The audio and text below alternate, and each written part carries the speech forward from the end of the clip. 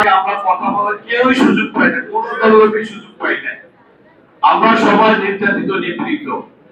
জাতিপুত্রের স্বাধীনতার পরে যখন দেখো সকল মাদ্রাসাগুলি বন্ধ, আলেমদের যে কারখানা এটা বন্ধ ছিল, জিয়াউর রহমান সেই মাদ্রাসাগুলো চালু করছে, সংবিধানের বিসমিল্লাহ সংযোজন করছে। বলা ছিল ধর্ম নিরপেক্ষ, কোনো ধর্ম নাই এই দেশে, এইভাবে সংবিধান ছিল। বলছে আমি মুসলমান, আমরা মুসলমান, আল্লাহ আমাদের আছে, কাজে এখানে ধর্ম নিরপেক্ষ না, আমরা ইসলামের নারক বাহক। মাদ্রাসা চালু করলো, বিসমিল্লাহ সংযোজন করলো। আর যখন আল্লাহ আমাদের ফাঁসি দিল, বেগম খালেদা জিয়া দাঁড়ায়া বলছে এটা অন্যায়, অপরাধের বিচার একদিন হবে। হাসিনা কাঁদবে, আমি কালকে সেই ভিডিওটা দেখছি, সে বলছে হাসিনা কাঁদবে একদিন এই অপরাধের জন্য। সাথী বন্ধুরা, আমরা অনেকে তারেক জিয়া, ম্যাডাম জিয়া সম্বন্ধে বাজে কথা বলি।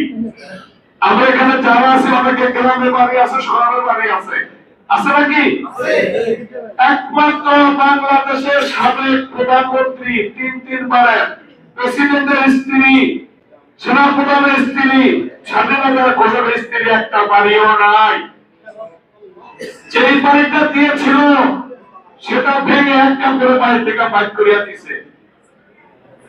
তারেক রহমানের কোটি কোটি টাকা নাই, সে যদি আপোষ করতো ওকে মারা যেতে হতো না, সে যদি আপোষ করতো তারেক রহমানকে লন্ডন যেতে হতো না, সে যদি আপোষ করতো তার সেই বাড়িটা ভাঙতো না। সে বলছে আমার বাড়ি লাগবে না, আমার ছেলে লাগবে, জনগণ আমার ছেলে, আমি বিদেশ যাব না। মহিলা সরকার বলছিল ভাইয়া আপনাকে আমার ক্ষমতা আনে, আমরা যা অপরাধ করছি আপনি মাফ করিয়া দেন। সে বলছে না এটা হবে না, তোমাদের বিচার হবে। আরেকজন বলছে আমি মাফ করিয়া দিলাম, সে বিদেশ গেছে। আওয়ামী লীগ ক্ষমতা আসলো, আল্লাহ আরেকটা শান্তিতে ছিলেন, যেই দলিল করেন জমান করেন, অত ইসলামী আন্দোলন করেন। শুনেন, যখন সরকারি স্কুলের মাঠে এই ওলামারা এই সাধারণত ইসলামী আন্দোলনের মিটিং দিছিল, সারা ভোলায় র্যাব সব নামাইয়া দিছে। ওরা সেদিন একটা এমন একটা ভাবছে যুদ্ধ হয়। আমি তো দাঁড়িয়ে রাখছি, এই দাঁড়িয়ে রাখার জন্য হুজুরের কিছু আমাকে জিস্ট করছে, এক দাঁড়ানো করছে আমাদের দাঁড়িয়ে নাই না বলবে। আমি তো আসলে মুসলমান, মরতে তো হবে, আমি দাঁড়িয়ে রাখছি। আমি যখন অটো দিয়ে আসি, অটোর পিছনে কিছু মাদ্রাসার ছেলে, আমি সামনে বসা, যুগের কয় হুজুর দাঁড়ান, আমাদের কয় আমার পরিচয়ের ভিতরে কামড় দিছে সব হুজুর দাঁড়ান, বিএনপির মামলা খেলে জামিন না, হুজুরের মামলা খেলে জামিন নাই। কি কঠিন, হুজুরের মামলা খান জামিন নাই, মাইকটা আছে, বিএনপির জামিন দিতে হলে পারো।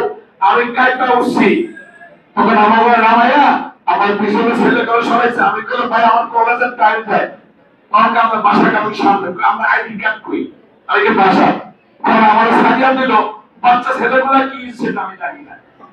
এই ছিল আমাদের সমাজ ব্যবস্থা।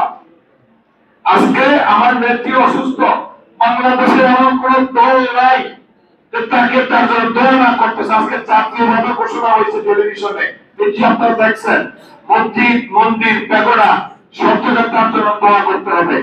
বাংলাদেশ তাকে জাতীয় ঐক্যের প্রতীক মনে করতেছে, খাওয়া জিয়ারও জাতীয় ঐক্যের প্রতীক মনে করতেছে। মানুষ একটা বিপদে হলে কারো কাছে ফসলার জন্য যায় না যে আমরা আমার মুরব্বী এই ফসলাটা করেন। এখন দেশ মনে করবে একমাত্র খাওয়া দিয়াই তার কোনো লোক প্রায় সেই আমাদের জাতীয় ঐক্যের প্রতীক। আজকে ইলেকশন সামনে, সে অসুস্থ, দেশটা স্থবির হয়ে গেছে। আমরা বলবো যে আপনারা ম্যাডামের জন্য দোয়া করেন। আর এই যে আমরা যারা কথা বলার সুযোগ পাইছি, এটা যেন আমরা ভুলে না যাই। আমরা যেন এই কর্মের বিরুদ্ধে গীবত না বলি। খালের মধ্যে গীবত করা কি আছে ভাই? একটা বাড়ি নাই ঢাকা শহর, একটা তোলা বাইরে গেছে, এক ছেলে মারা গেছে, আরেক ছেলে আসতে পারতেছে না। এরপর আমরা তার মধ্যে গীবত বলবো? এখনো অনেক কথা বলি। শুনেন, জামাত ইসলামকে এস্টাবলিশ করেছে জিয়াউর রহমান, আইনা জামাতকে মধ্যে